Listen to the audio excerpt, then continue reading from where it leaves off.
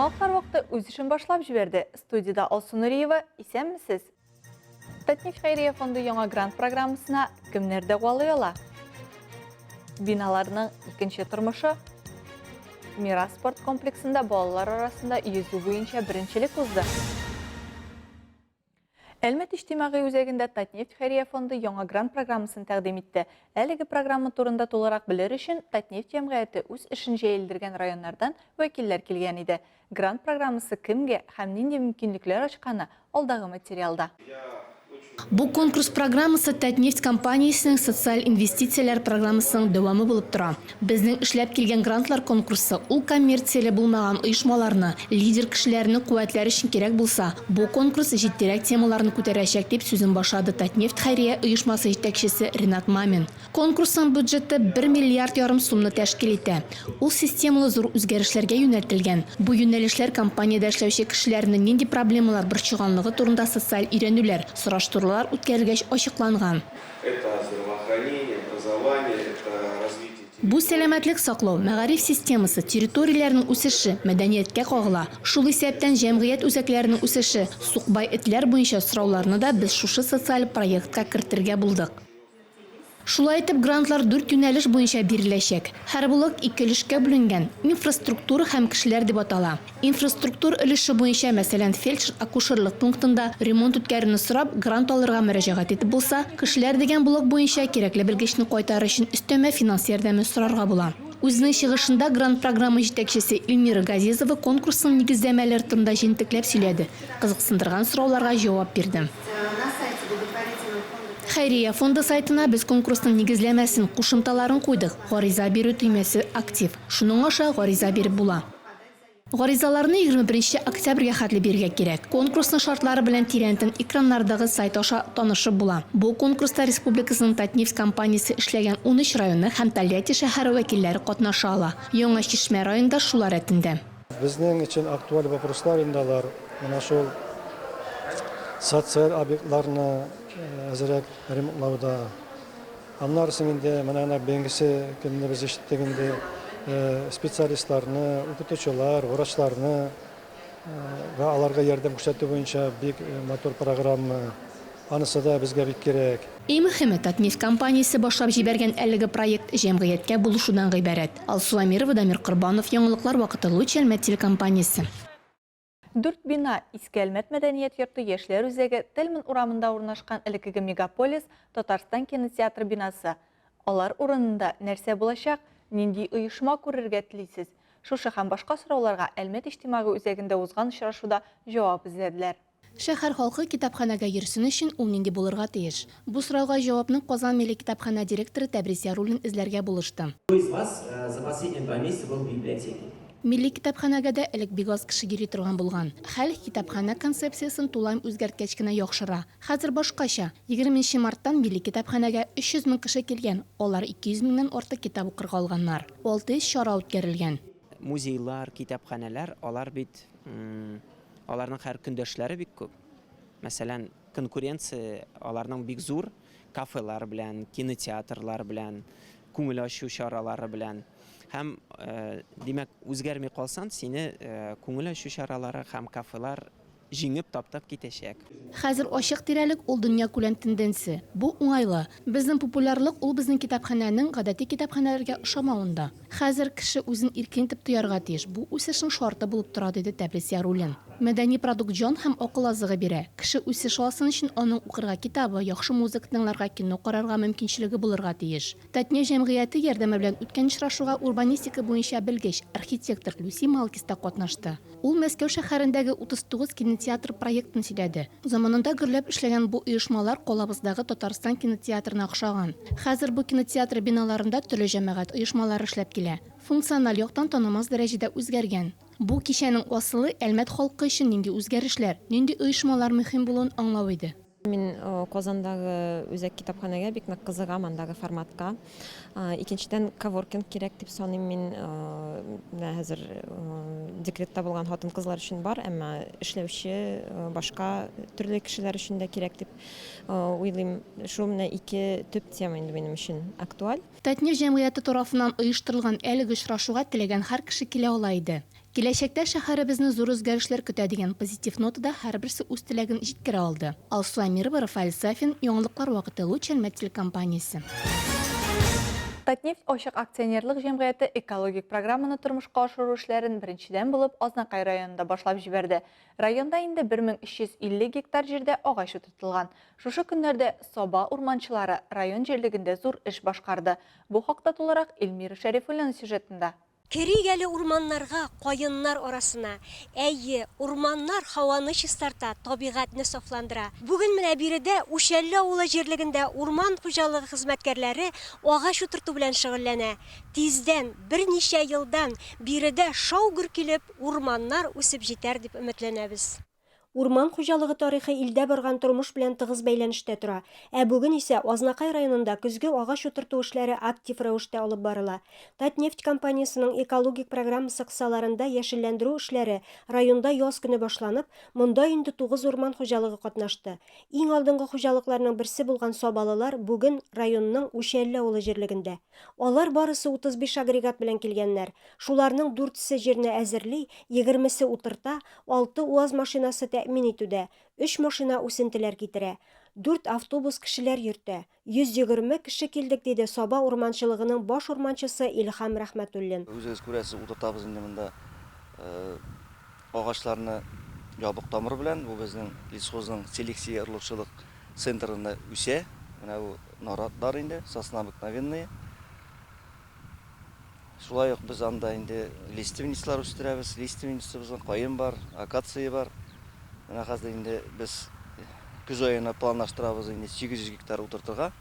Безнең бу поселениедә 200 гектар инде. Без менә инде 200 гектарны бүген инде почти 100 гектарны утыртып бетерәбез. Алга таба планлаштырабыз яңадан 600 гектар безнең осин утыртасы бар, усак, триплоидный бу шерми торган инде. И аннан соң безнең үзебезнең тополь бар. 38 гибрид дип әйтәбез, зур яфраклы. Мамыксыз дип әйтик инде. Һава торышлары яхшы торса, бераз яңгырлар да булса, агачлар үсеп китәрләр дип өметләнә урманчылар. Киләчәктә биредә урманнар шаулар, безнең район республика күләмендә экологик яктан иң чиста район булыр дип ышанычын белдерде инфраструктура буенча район башкарма комитеты җитәкчесе урынбасары Рамис Ханнанов. Шушы программаның инициаторы булган Татнефть җәмгыятенең генераль директоры Маганов Наил Фатышка форсаттан файдаланып, бик зур рәхмәтебезне җиткерәсе килә. Менә шундый программаны именно безнең Азнакай районында башлап җибәргәне өчен шулай ук рәхмәт әйтәсе килә безнең урманчыларга. Менә шундый аларның менә шундый зур хезмәтләре өчен.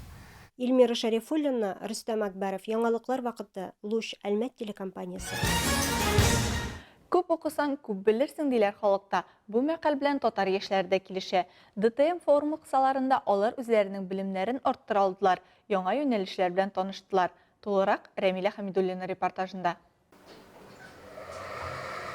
Татар яшьләре көннәренең программасы кысаларында делегатлар 5 көн дәвамында төрле укыту интенсивларында белем алдылар.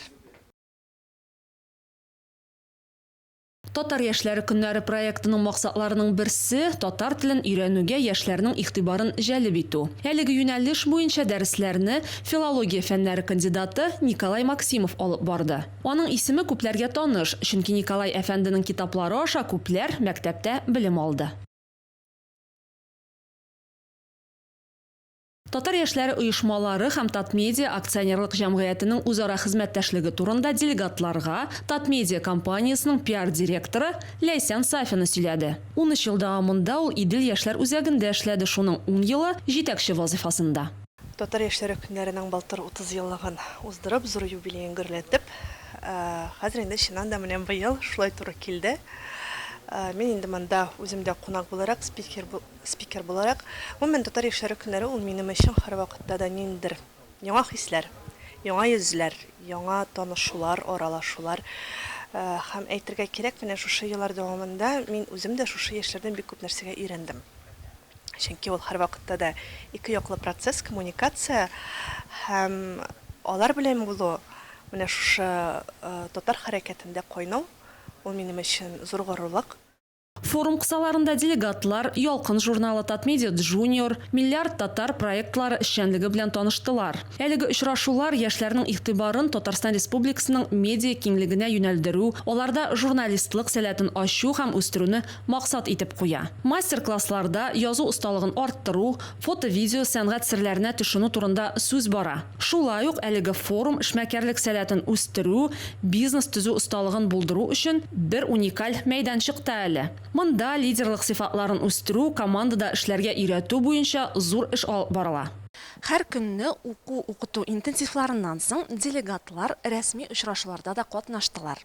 Бу юлы алар янына Россия Федерациясының Дәүләт Думасы депутаты Илдар Гыйльметдинов килде. Очрашуда Россия Федерациясы Дәүләт Думасы депутаты, Татар Федераль милли мәдәни автономиясы советы рәисе Илдар Гыйльметдинов регионнарда татар оешмалары белән берлектә алып барыла торган эшләр турында сөйләде. Делегатларның сорауларына җавап бирде. Киләчәк яшьләр кулында, шуңа күрә актив булыгыз, туган телегездә сөйләшегез, максатларыгызга ирешегез, диде ул. Рамиля Хамидуллина, Дамир Корбанов, Яңалыклар вакыты, Луч Әлмәт телекомпаниясе. Республикабызда татар сүзе бәйгесе старт ала. Ул 2нче тапкыр уздырыла. Асылы шигырь, мәсәл, проза укудан тора. Катнашучыларның яше шикләнмәгән. Бәйгедә профессионаллар, үз шигырен сөйләүчеләр, шигъри гаиләләр катнаша ала.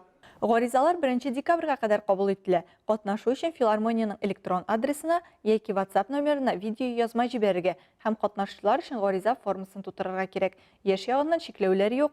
Бәйге шигырь, мәсәл, проза, шигъри гаилә, автор башкаручы, профессионал номинацияләрендә уза. Нәтиҗәләр 2022 елның 21 февралендә халыкара туган тел көнендә ясала. Премиаль фонд 1 600 000 сум. Балалар пассажир булган юл транспорт һәлакәтләре нәтиҗәсендә килеп чыккан имгәнүләр аеруча борчу тудыра. Ел башыннан Әлмәт юлларында 10 юл транспорт һәлакәте теркәлгән. Аларда 2 бала пассажир һәлак булган, 8 төрле дәрәҗәдә тән имгәнүләр алган. 20 сентябрьдән 24 сентябрьгә кадәр Әлмәт районында юл хәрәкәте куркынычсызлыгы атнасы бара. Ул балалар катнашындагы юл транспорт хәрәкәтләрен профилактиклау максатыннан уздырыла. Бүген 28 номерлы Буратино балалар бакчасы белән берлектә ЮХИДИ хезмәткәрләре «Возьми ребенка за руку» акциясын оештырды. Алар узып баручы җәяүлеләрдән юл аркылы чыкканда балаларны ничек тотарга икәнне сорадылар. Чтобы правильно и безопасно переходили дорогу, нужно всегда держать за запястье, да? Чтобы рука не соскользнула.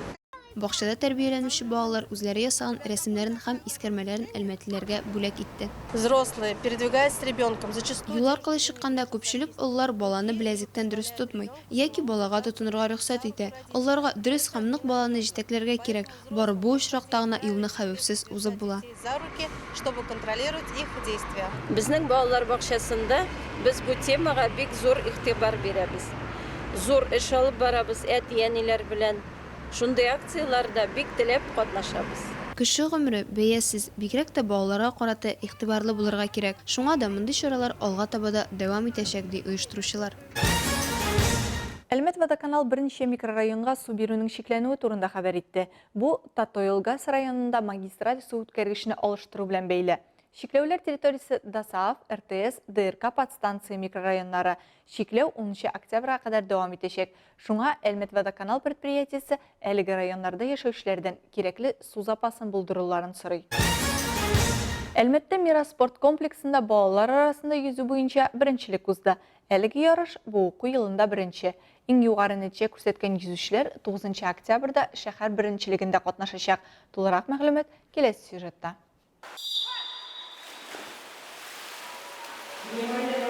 Мирас спорт комплексы беренчелегендә 2011-2015 елгы 150гә якын йөзүче катнашты. Алар 50 метр аралыкны ирекле стиль белән һәм аркада йөзеп узды. Спорт белән мавыккан ярышларда теләп катнашкан балалары өчен әти-әниләр, әби-бабайлар да куана. Внучка, ей 7 лет только.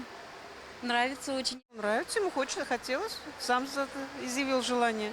Вот, участвует. Йөзү иң масса күләм һәм популяр спорт төрләренең берсе. Суда даими күнегүләр организм эшчәнлеген яхшырта. Бала көчлерәк һәм чыдамлырак булып үсә. Гәүдәсе, йөреше матурая. Йөзү бигрәк тә нерв системасына яхшы йогынты ясый ди белгечләр. Су йогынтысы астында ми эшчәнлеге дә яхшыра. Су басымы тәнне йомшак кына массажлый, кан әйләнешен яхшырта. Бүген без үткәрәбез ярыш. Җәйге каникуллардан соң бу балаларның иң беренче ярышлары. әлеге ярыш шәһәр беренчелегенә сайлап алып булып тора. Дистанцияны кем тизрәк узды, шул җиңүче дип табылды. Спортчылар арасында 36 бүләк комплекты уйнатылды. Иң көчле спортчыларны Россия чемпионы халыкара класста спорт мастеры Эдуард Валиәхмәтов бүләкләде.